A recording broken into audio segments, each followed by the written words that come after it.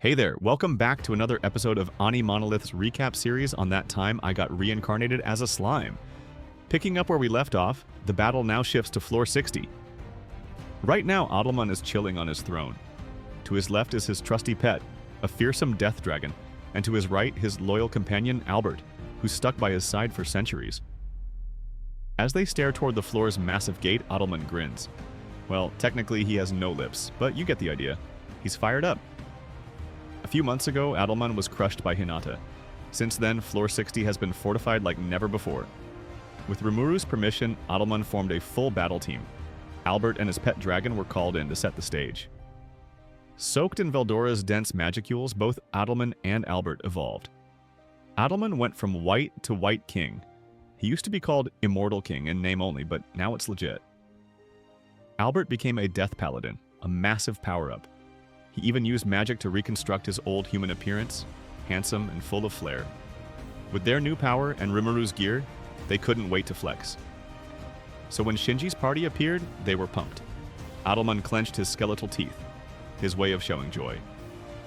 He nodded at Albert and the battle began, and ended almost instantly. Albert stepped up first. With his unique grade curse sword, he blocked Marx Minos' Bardiche and took him out cleanly. Then, with a flash speed thrust, Jin was gone too. Shinji panicked after losing both allies in seconds, yelled and unleashed his trump card. Holy Magic. A barrage of holy cannons rained down on Albert. Usually only holy knights can cast that, so how could Shinji use it? Who knows, but it was a solid move. Albert being undead should have been toast, but to everyone's shock, he didn't dodge. He stood still and let the holy missiles hit him, and they did. Nothing. Rimuru watched in disbelief. Wait, did Albert just nullify holy magic? Then, before Shinji could react again, he was impaled and disappeared. It was a total wipe. Originally, Rimuru had placed his bets on Shinji's party. They had unique skills, solid coordination, and were all A rank or higher. However, Adalmann and Albert are performed way beyond expectations. As for the dragon beside them, what is it and where did it come from? What? You didn't know? Veldora chimed in smugly. That's Adalmann's pet. Turns out Rimuru had forgotten that he'd allowed Adalmann to recruit his own squad. But the real mystery was how Albert survived the holy magic. Report. The skill is Holy Demonic Reversal, a secret technique developed by Adalmann. It allows the user to swap the attributes of holy and demonic energy. With this trick, Albert was no longer weak to holy attacks. He stayed undead, but the magic element fueling his body had flipped. That meant Shinji's magic, designed to destroy undead, had no effect. With that, their biggest weakness was gone. Dead spirits like Adalmann's crew were already immune to most elemental and physical damage. Now, even their last counter, holy magic, was useless. Rimuru had planned for this battle to test his new guardians. Instead, he got a brutal lesson in underestimation. Picking up from the intense showdown on floor 60, Rimuru finally had to admit one thing. Adamant's team was absurdly powerful. That wasn't luck. That was hard-earned strength. And it deserved a reward, a promotion. Without wasting time, Rimuru summoned Adamant and Albert to the dungeon's control room. I deeply apologize for keeping you waiting, Rimuru-sama, Adalmann said. As usual, he was excessively formal. Shion served them 2 cups of black tea. Rimuru knew full well that a skeleton like Adalmann couldn't drink tea, but he saw it more as a symbolic gesture. What a delightful aroma, Adalmann said. Normally, offering tea to someone like me would be an insult, but if it's from Rimuru-sama, the scent alone soothes my soul and weary bones.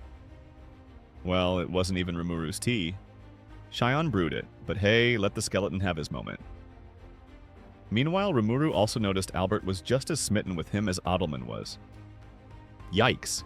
After some compliments and pleasantries, Rimuru got to the point. According to Ramirez, Veldora, and even Raphael, Adamant's current strength surpassed the golems. So, as of today, Adalmann was officially promoted to Guardian of Floor 70. Upon hearing this, both Adalmann and Albert immediately dropped to their knees, vowing not to betray Rimuru's expectations. Just as Rimuru was about to dismiss them, Diablo interrupted with a report. Razin had contacted him with urgent news. His former master, Gadra, had arrived and wanted to meet Rimuru personally. Gadra? Rimuru had never heard of him, but Raphael chimed in. Report. Gadra is likely the author of several known grimoires. That sounded impressive and dangerous. Given how close war with the Empire was, both Xion and Diablo were quick to object. They suspected a trap. Rimuru was about to agree when he noticed Adalmann shifting nervously in the corner. Rimuru-sama, that man, Gadra, might be an old friend of mine. It turned out, Gadra was someone Adalmann had known over 1,000 years ago, and more than that. He was the one who used the reincarnation ritual to bring Adalmann's team back from the dead. He also personally trained Razin. With that revelation, Rimuru changed his mind. Meeting with Gadra was now a must. And just like that, Diablo's new recruitment arc officially began. After their devastating defeat on the 60th floor, Shinji and his group were in utter shock. The kind that hits you like a truck and leaves you wondering if you really just died and came back to life. Before they could fully gather their thoughts, a wave of noise flooded in. The crowd, who had just watched their battle broadcast live, with their prior consent of course, responded with a mix of disappointment and sympathy. Thanks to a deal brokered by Rimuru, the trio had agreed to have their boss fights aired. The reasons were simple: exposure and profit. A percentage of broadcast revenue and public recognition were solid enough incentives. Plus, being well known in enemy territory meant fewer assassination risks. That was the plan anyway. But now they were walking back through town as the latest meme of failure. Back in their inn, the trio lay motionless, mentally replaying the nightmare they'd just endured. The Death Lord's army on floor 60 had coordination and strength beyond anything they faced before. But even worse was the boss, a skeletal figure seated on a throne, exuding authority and danger without moving a muscle. Next to him, a death dragon. What looked like decor was very much alive, and deadly. Albert, the knight who had single-handedly wiped the floor with them, was unlike anything they'd seen. Exhausted and defeated, the group decided to retreat from the dungeon. They moved to the outskirts of Rimuru City and contacted Yuki via magic communication. Despite the loss, Yuki wasn't angry. In fact, the mission was technically a success. They'd confirmed the labyrinth likely had 100 floors and unearthed details about its guardians. The problem? They couldn't advance any further.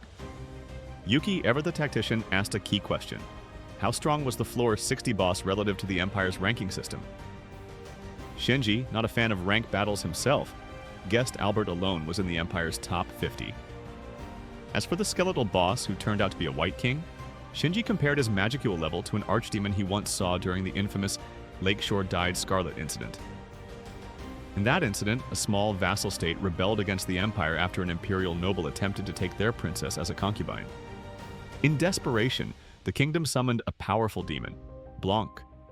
However, the summoning went awry, and Blanc demanded the princess's body as payment. After a corrupted mage accepted, Blanc possessed her and massacred the entire kingdom. This place was adjacent to a very beautiful lake, but after that day, the water in the lake was stained red with the blood of the people. Fearing that a second Guy Crimson would appear, the Empire sent the Royal Guard, the strongest force they had, to subdue the demon. Imperial elite forces subdued Blanc, but suffered 70% casualties. Shinji had been a medic on that battlefield and saw the horror firsthand. That trauma made him abandon all ambition for military ranks. With that haunting memory in mind, Shinji assessed the Labyrinth Guardian as a comparable threat. Back in the present, the trio agreed there was nothing more they could do alone. They would wait for Gadra's arrival and follow Yuki's final instruction: return to the Empire with Gadra. While waiting for further instructions, the trio visited the Freedom Association to sell the equipment and magic crystals they had acquired in the labyrinth. Although their investigation had stalled, the profits were undeniable. In truth, despite being military officers in a country that respected otherworlders, Shinji and his team lived far from luxury. As first lieutenants, Max and Shun each earned about 50 gold coins a year, while Shinji, a major, earned just under 70. Yet today alone, they had earned 300 gold coins, equivalent to 2 years of steady service. Though none of them said it out loud, they each began to consider staying in Tempest long-term. With that unspoken thought hanging in the air, they made their way into one of the capital's upscale restaurants, a rare indulgence for them. Over dinner, the familiar question surfaced again. Should they stay in Tempest? The Empire was a hub of technology and culture, offering fine cuisine and a high standard of living, if you had money. But as soldiers, death was always lurking just around the corner. In contrast, the labyrinth was not only safe from death, but immensely profitable. And in any world, having money didn't guarantee happiness, especially if there was nothing worthwhile to spend it on. Tempest, however, had no shortage of entertainment. a Roman-style coliseum open to the public, mainstream sports like soccer and baseball, hot springs, opera houses, and more. Stable income, leisure without worry, a peaceful nation. Still, a major battle was on the horizon, and they couldn't be sure Tempest would survive it. They also owed a debt of gratitude to Yuki. Defecting now wouldn't sit right. That said, after their experience in the dungeon, they couldn't deny the terrifying strength hidden in Tempest, especially the skeletal boss on the 60th floor. Their discussion was nearing its conclusion, and it seemed the three were leaning toward immigrating to Tempest. But before any decision was made, they received a call from Gadra. He requested to meet Demon Lord Rimuru in person, the sovereign of Tempest, and that's where their path would shift entirely. And that's the story for today. Thanks for tuning in. See you next time on AniMonolith.